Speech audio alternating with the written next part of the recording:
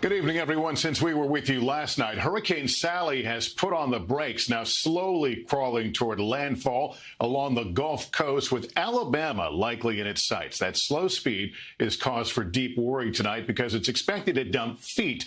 That's right, feet of water, producing what forecasters are calling historic life-threatening flooding. Tonight, tropical watches and warnings extend from Louisiana to the Florida Panhandle. Morgan Chesky is in the storm zone tonight. Tonight, a slow-motion disaster. Hurricane Sally slogging to the Gulf Coast.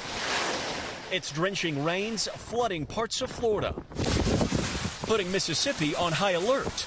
It shifts west, and we're going to see a good bit of it. And shifting to hit Alabama head-on, where water is already rising. We still hope and pray that Sally will not bring that type of pain and heartache.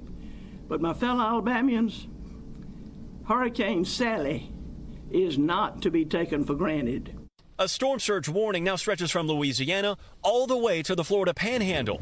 While hurricanes are rated by wind speed, water is the biggest threat. Almost 90% of hurricane-related deaths in the U.S. are water-related, from surge, rip currents, and flooding. And Sally promising a lot of water. Forecasts in some areas now calling for more than 2 feet of rain.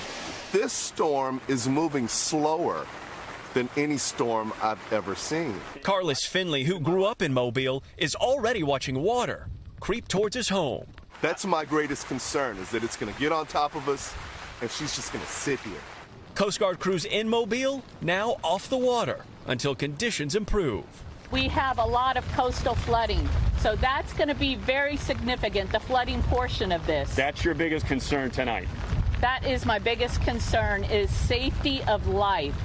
And tonight, as Sally churns its way towards us here in Mobile, it's moving slower than I'm walking right now, not even 2 miles an hour. And it's that slow speed combined with torrential rain that could lead to devastating flooding. Lester. All right, Morgan, thanks. Let's get right over to Al Roker, who's tracking it all. Al, it looks like we're in for a long night. Lester, heavy rain bands and strong winds already making their way onshore. A Category 1 storm. Sally has 80-mile-per-hour winds, crawling north at 2 miles per hour, makes landfall early tomorrow morning, and then continues through the southeast, bringing heavy rain along with it. We do have that storm surge, not as bad as originally feared, but still anywhere from 2 to 6 feet, which can cause big problems. The biggest concern, the rain, Lester. We are talking about historic flooding for southern Alabama, western Florida, some places picking up 30 inches or more with major river flooding. And look at this, 4 storms still out in the Atlantic, with Teddy possibly becoming a major storm. Details tomorrow morning on Today. Lester?